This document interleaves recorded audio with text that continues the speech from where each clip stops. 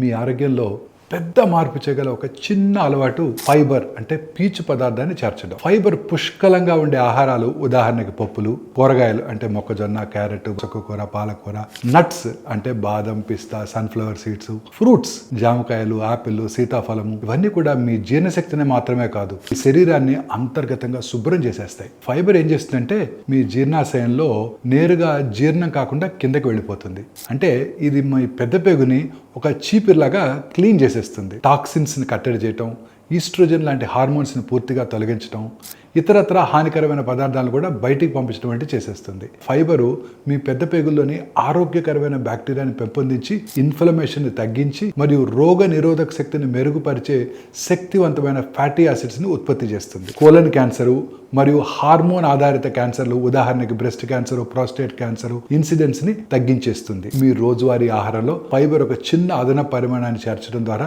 మీ ఆరోగ్యాన్ని గణనీయంగా మెరుగుపరచవచ్చు.